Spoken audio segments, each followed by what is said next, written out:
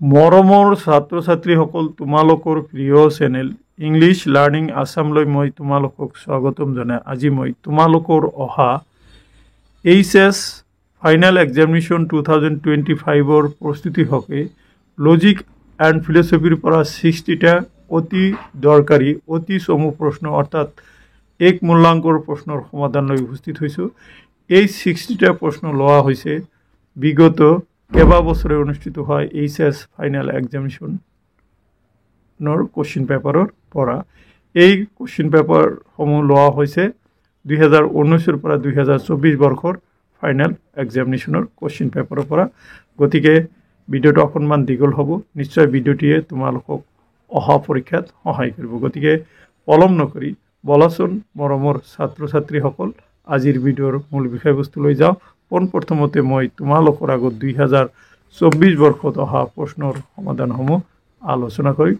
ইয়াৰ পিছত মই তোমালোকক বাকীখিনি প্ৰশ্নৰ সমাধান আগবঢ়াবলৈ যত্ন কৰিম।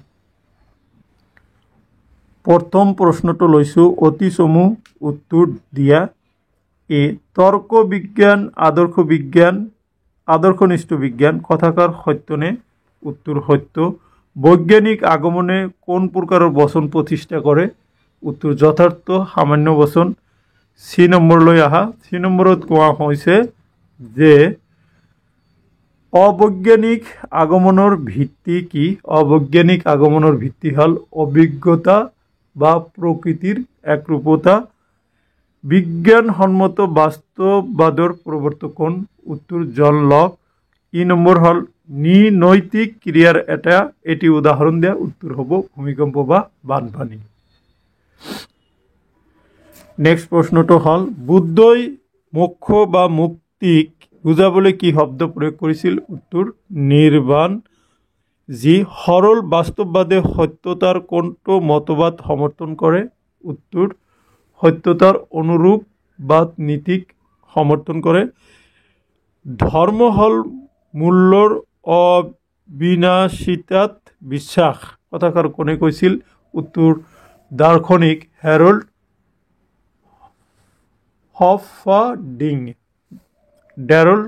হফাৰ্ডিঙে কথাষাৰ কৈছিল।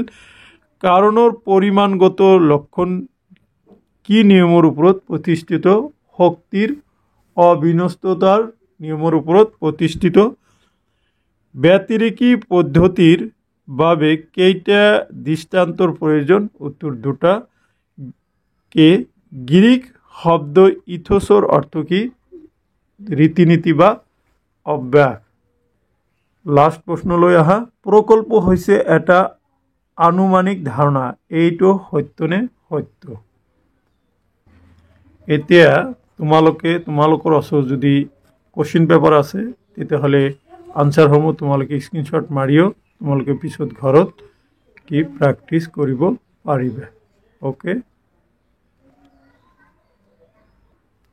এতিয়া মই তোমালোকৰ আগত 2019 বৰ্ষৰ প্ৰশ্নৰ সমাধানখিনি আলোচনা কৰিম।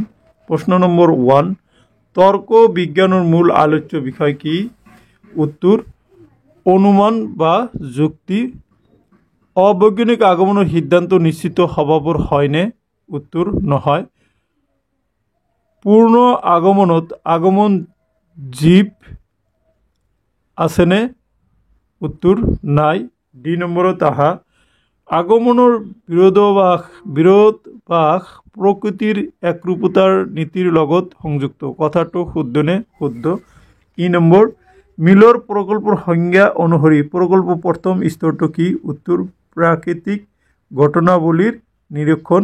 বাস্তৱ কামনাৰ অৰ্থটো?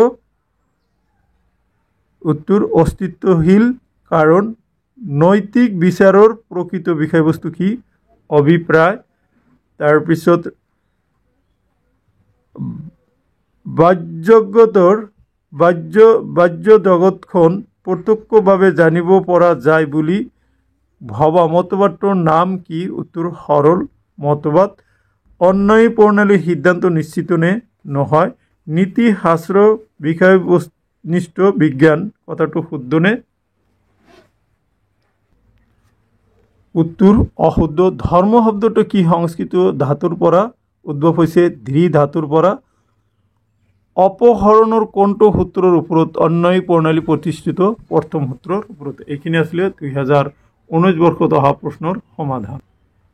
এতিয়া মই তোমালোকৰ আগত 2023 বৰ্ষৰ প্ৰশ্নৰ সমাধান লৈ উপস্থিত হৈছোঁ। দেখা 2023 বৰ্ষৰ প্ৰশ্ন এইখন আছিলে 2023 বৰ্ষৰ প্ৰশ্নৰ কভাৰ পেজ।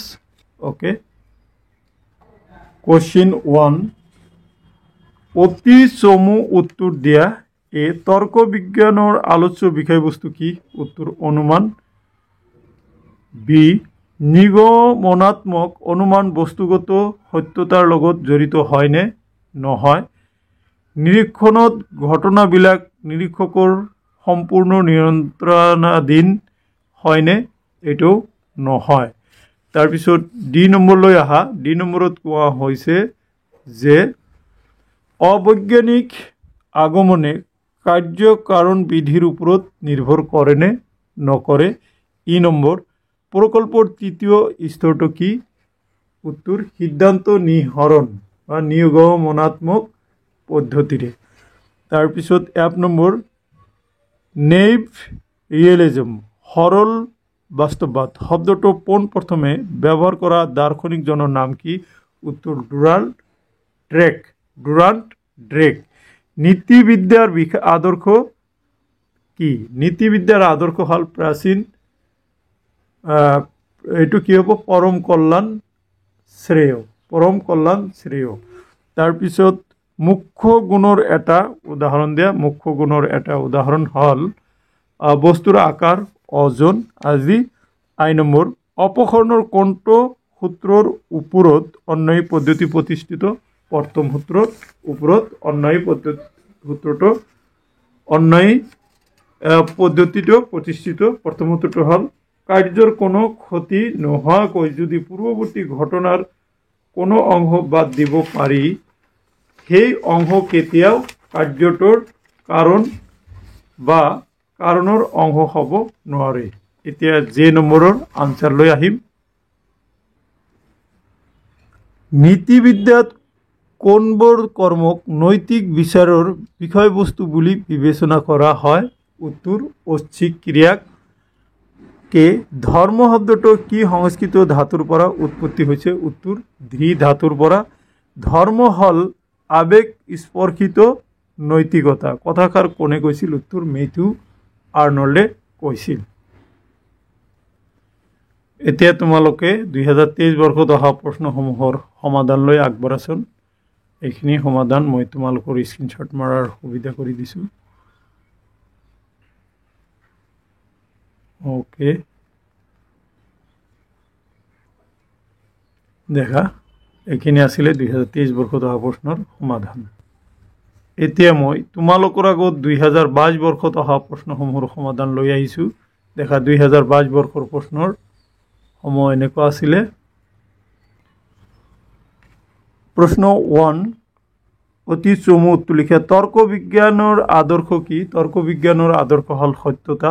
সাদৃশ্য অনুমানৰ সিদ্ধান্ত নিশ্চিত হয়নে? নহয়। অবৈজ্ঞানিক আগমনৰ এটি উদাহৰণ দিয়া। অবৈজ্ঞানিক আগমনৰ এটি উদাহৰণ সকলো কাউৰী হয় কলা।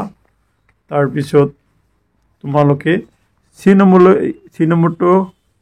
ডি নম্বৰলৈ আহা। ডি নম্বৰত কোৱা হৈছে কাৰণৰ পৰিমাণগত লক্ষণ কি নিয়মৰ ওপৰত প্ৰতিষ্ঠিত? শক্তিৰ অবিনশ্বৰতা নিয়মৰ ওপৰত প্ৰতিষ্ঠিত। কি প্ৰকাৰৰ প্ৰকল্পৰ সহায়ত মাধ্যাকৰ্ষণ শক্তি নিয়মৰ আৱিষ্কাৰ কৰা হৈছিল? এইটো নিয়ম বিষয়ক। তাৰপিছত এক নম্বৰটো দেখা। এক নম্বৰত কোৱা হৈছে যে গ্ৰীক শব্দ ইথোছৰ অৰ্থ কি? গ্ৰীক শব্দ ইথোছৰ অৰ্থ হ'ল ৰীতি নীতি বা অভ্যাস। ভাৰতীয় দৰ্শন অনুযায়ী মানৱ জীৱনৰ চৰম লক্ষ্য বা আদৰ্শ কি? উত্তৰ মোক্ষ বা পুৰুষাৰ্থ। তাৰপিছত তোমালোকে 23 নম্বৰলৈ আহা। কাৰণৰ পৰা কাৰ্য আৰু কাৰ্যৰ পৰা কাৰণ নিৰ্ণয় কৰিব পৰা আগমনৰ পদ্ধতিটোৰ নাম লিখা। উত্তৰ অন্যায় পদ্ধতি। আই নম্বৰ গৌণ গুণৰ এটা উদাহৰণ দিয়া। এইটো হ'ব ৰূপ, ৰস, গন্ধ, সোৱাদ, যিকোনো এটা দিবা। নীতিবিদ্যা বিষয়নিষ্ঠ বিজ্ঞান হয়নে? নহয়।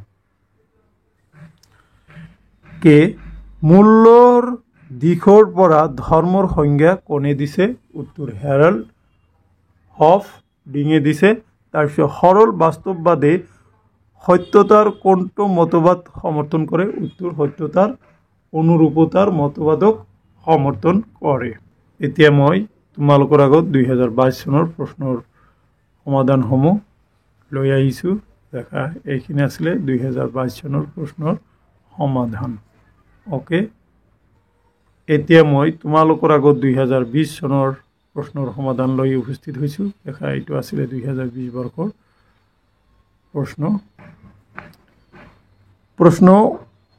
1 অতি চমু উত্তৰ লিখা আগমনৰ মূল লক্ষ্য কি উত্তৰ আগমনৰ মূল লক্ষ্য হ'ল আগমনাত্মক ঝাপ সাদৃশ্যমূলক অনুমানে কাৰ্যকৰণ বিধিৰ ওপৰত নিৰ্ভৰ কৰে নে নকৰে বৈজ্ঞানিক আগমনে কোন প্ৰকাৰৰ বচন প্ৰতিষ্ঠা কৰে উত্তৰ যথাৰ্থ বচন প্ৰতিষ্ঠা কৰে আগমনৰ ভিত্তিয়ে আগমনৰ ফল কথাকাৰ কোনে কৈছিল জে এছ মিলে কৈছিল তাৰপিছত ই নম্বৰ কি প্ৰকাৰৰ প্ৰকল্পৰ সহায়ত নেপচুন গ্ৰহ আৱিষ্কাৰ কৰা হৈছিল উত্তৰ ব্যাখ্যামূলক বা কৰ্তা বিষয়ক আৰু অন্যয়ী প্ৰণালীৰ বাবে কেইটা দৃষ্টান্তৰ প্ৰয়োজন হয় উত্তৰ 2 বা ততোধিক বৈজ্ঞানিক মতবাদৰ প্ৰৱৰ্তক কোন উত্তৰ দাৰ্শনিক জন লক তাৰপিছত তোমালোকে 23 নম্বৰলৈ অহা মুখ্য গুণৰ এটা উদাহৰণ দিয়া এইটো হ'ব তোমাৰ বস্তুৰ আকাৰ ওজন বিস্তৃতি তাৰপিছত অনৈতিক ক্ৰিয়াৰ এটা উদাহৰণ দিয়া অনৈতিক ক্ৰিয়াৰ এটা উদাহৰণ হ'ল ভূমিকম্প বা বানপানী নেক্সট নীতিবিদ্যাৰ আদৰ্শ কি যে নম্বৰ নীতিবিদ্যাৰ আদৰ্শ হ'ল পৰম শ্ৰেয় বা কল্যাণ ধৰ্ম হ'ল আবেগ স্পৰ্শিত নৈতিকতা কথাকাৰ কোনে কৈছিল উত্তৰ নীতি শাস্ত্ৰবিদ মেথিউ আৰ্নল্ডে কথাকাৰ কৈছিল লেটিন শব্দ ৰিলিজিয়াৰৰ অৰ্থ কি বন্ধন বা বান্ধি থোৱা বা ধাৰণা কৰা সো এইখিনি আছিলে 2020 বৰ্ষৰ অতি চমু প্ৰশ্ন আৰু তাৰ সমাধান এতিয়া মই তোমালোকৰ আগত 2020 বৰ্ষৰ প্ৰশ্নসমূহৰ সমাধান লৈ আহিছোঁ তোমালোকে এইখিনি স্ক্ৰীনশ্বট মাৰিও তোমালোকে ঘৰত কোশ্চিন যদি আছে মিলাই চাব পাৰা নহলে তোমালোকে ইয়াৰে কোশ্চিনখন মিলাই চোৱা তাতেও তোমালোকৰ হৈ যাব okay so my dear students এইখিনি আছিলে আজিৰ এই ভিডিঅ'ৰ বিষয়বস্তু আশা কৰিছোঁ আজিৰ এই ভিডিঅ'ৰ বিষয়বস্তুখিনিয়ে তোমালোকক অহা পৰীক্ষাত সহায় কৰিব থ্যাংক ইউ সো মাচ